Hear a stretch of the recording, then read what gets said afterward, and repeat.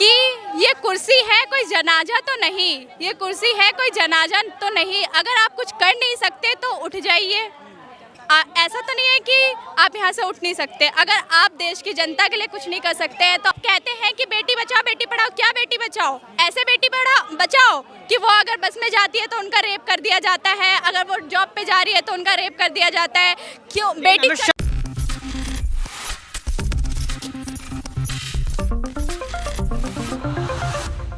नमस्कार, next 9 news देख रहे हैं आप और मैं हूं आपके साथ प्रज्ञा सिंह। मणिपुर में हो रही हिंसा अब कहीं ना कहीं भारतीय जनता पार्टी के लिए गले की फांस बनती हुई नजर आ रही है।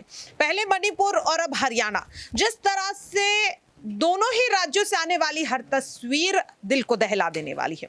सवाल लगातार ये उठ रहा है कि जिस तरह से अब भारतीय जनता पार्टी इस तरह के मुद्दों को कहीं ना कहीं वोट के लिए इस्तेमाल करती हुई नजर आ रही है, क्या वाकई में मोदी सरकार एक बार फिर से सत्ता में वापसी करती हुई दिखाई देगी? इस सवाल को लेकर जब हमारे सहयोगी ग्राउंड पर रिपोर्ट करने के लिए, इस चीज को समझने के लिए पहुंचे तो क्या कुछ कहते हुए देश की जनता नजर आई, सुनिए जरा। युवाओं के रोजगार को लेकर लगातार आप जंतर मंतर पहुंच चुकी हैं। आप भी एक युवा जो है बेटी, आपको लगता है कि देश के प्रधानमंत्री आप सभी की आवाज को जो है सुनेंगे?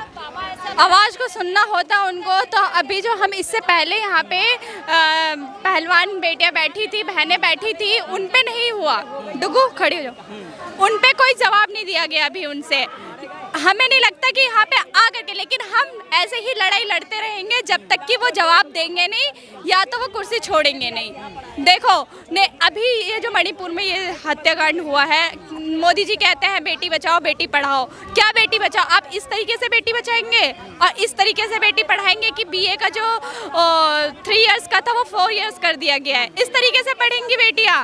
आपने सरकारी स्कूलों में कहीं, जैसे कि अब दिल्ली में ही ज़्यादातर सरकारी स्कूल है। मैं आई हूँ खोड़ा से, ठीक है, खोड़ा की बात करती हूँ। खोड़ा में कहीं भी सरकारी स्कूल नहीं है। क्या इस पे मोदी को काम नहीं करना चाहिए या योगी को काम नहीं करना चाहिए? वहाँ के मुख्यमंत्री योगी है तो उनको इस चीज़ पे काम नहीं करना चाहिए? वो काम किस चीज़ पे कर रहे हैं? हिंदू और मुस्लिम को, हिंदू मुस्लिम कर रहे हैं। हिंदू मुस्लिम करने से ये देश नहीं चलने वाला। क्या इससे पहले देश नहीं चलता था? क्या इससे पहले देश में इससे ज़्यादा नौकरियाँ थी और इससे ज़्यादा लोग अच्छे से रहते थे और इससे ज़्यादा मिलजुल कर रहते थे? लेकिन अब लोगों को, अब जो लड़के हैं, जो कुछ बाहर लड़के जो एजुकेटेड है, चलो उनको तो पता चल जाता है, लेकिन इतना धर्म का पट्टी बांध दिया गया है उनकी आंखों पे कि उनको सिर्फ धर्म दिख रहा है। धर्म, मेरा कहना यह है कि किसी भी चीज़ में, किसी भी मुद्दे में धर्म को मत लाओ। हर इंसान एक इंसान के लिए बात करो। हिंदू मुस्लिम की राजनीति पर चर्चा कर रही है, तो ये हिंदू मुस्लिम की राजनीति खत्म कैसे होगी?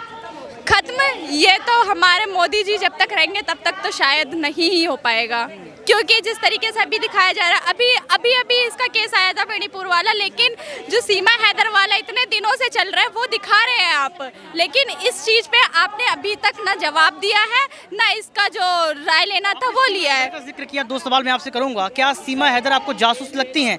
कहा जा रहा है कि वो तो अपने प्यार के लिए सरहद पार करके आ गई। देखो, अगर कोई प्यार करके आता है या किसी भी आता है, लड़की को वो एक लड़की अपनी क्या कहें, उसको एक माइनॉरिटी है, वो अपना कर चुकी है, जो भी उसको करना है वो कर रही है, ठीक है। वो वहाँ से यहाँ आई, यहाँ से भी तो मीनू हाँ, जो यहाँ से अंजू जो यहाँ से गई है, तो क्या हम वहाँ पे पाकिस्तान वाले ये कह के उड़ा रहे हैं कि ये हिंदुस्तान का माफिया है? पाकिस्तान वाले अंजू को जो है प्यार दे रहे हैं, प्लॉट देने की बात कर रहे हैं, लेकिन सीमा हैदर भारत की नागरिकता मांग रही है, तो सवाल खड़े किए जा रहे हैं। इसको आप कैसे जा रहे हैं? उसको अलग अलग मुद्दों से भटकाया, उसको इतनी तरीकों से मतलब बेइज्जती की जा रही है सोशल मीडिया पे ले जा करके, उसको मतलब उसकी इज्जत को फालूदा कर दिया गया है।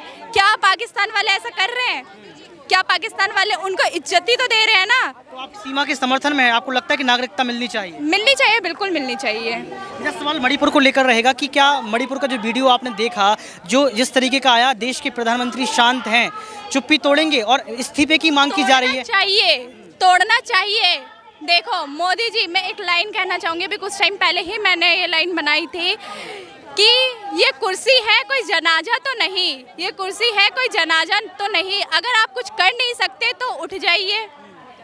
ऐसा तो नहीं है कि आप यहाँ से उठ नहीं सकते। अगर आप देश की जनता के लिए कुछ नहीं कर सकते हैं तो आप कुर्सी छोड़ दीजिए। मेरा साफ कहना ये है। न्याय मिलेगा बेटियों को? न्याय तो लेके रहेंगे ना, अगर आप नहीं देंगे तो आपको जाना होगा। कैसे लेंगे, क्योंकि आप 2024 में जो इलेक्शन आएगा इसमें आपको हटना होगा। 2024 में आप वोट नहीं करेंगे नरेंद्र? बिल्कुल भी नहीं। क्योंकि आपने देखा, न्याय की आपने बात की, पहलवान खिलाड़ियों का प्रोटेस्ट यहाँ पर चला, आपने जिक्र भी किया, लेकिन ब्रजभूषण शरण सिंह आज भी राजनीति कर रहे हैं, इसको आप कैसे देख रही हैं? खुलेआम पार्लियामेंट में वहाँ संसद भवन में बैठे थे, वो उद्घाटन में आए थे। अगर कोई भी लड़का हो, चाहे वो कोई भी हो, चाहे कैसा भी हो, चाहे उच्च जाति का हो, चाहे नीच जाति का हो, या फिर अच्छे घराने से या नीचे घराने से हो, ये मैटर नहीं करता। मैटर ये करता है कि उसने गलती की है और उसको सजा दीजिए। ब्रजभूषण शरण सिंह कह रहे हैं कि झूठे आरोप लगाए गए, ऐसा कुछ भी नहीं है। जो भी प्रोटेस्ट किया गया एक राजनीति का अखाड़ा था। कि अपनी इज्जत को उछालेगी रोड पे आकर के, इतना धरना प्रदर्शन करेगी, लड़की ऐसा करेगी, ऐसा ब्रिजभूषण कह रहे हैं। तो ऐसे ब्रिजभूषण को मुंह पे चाटा मारना चाहिए और उनको इस्तीफा दिलवाना चाहिए। ऐसे नेता रहेंगे तो हमारा देश का कल्याण हो गया। फिर देश के प्रधानमंत्री नरेंद्र मोदी को आप क्या संदेश देना चाहती है मणिपुर को लेकर? प्रधानमंत्री को मैं यही कहना चाहूँगी कि जो भी लड़की के साथ हो रहा है, जो भी जितना भी अन्याय हुआ है, उनके खिलाफ आपको आवाज उठाना चाहिए, वरना तो मैंने अभी 2 लाइन सुनाई थी कि आपको कुर्सी छोड़ देनी चाहिए। गुस्से में हैं, आक्रोश हैं आप प्रधानमंत्री के लिए? बिल्कुल, क्यों नहीं है। अगर आप कहते हैं कि बेटी बचाओ बेटी पढ़ाओ, क्या बेटी बचाओ? ऐसे बेटी बचाओ कि वो अगर बस में जाती है तो उनका रेप कर दिया जाता है, अगर वो जॉब पे जा रही है तो उनका रेप कर दिया जाता है। क्यों बेटी? लेकिन अमित शाह कह रहे हैं कि बेटियां तो सुरक्षित हैं। कैसे सुरक्षित हैं? बस में किराया फ्री कर दिया, बस में जाती हैं, बस में आप क्या कहते हैं, रेप हो जाता है।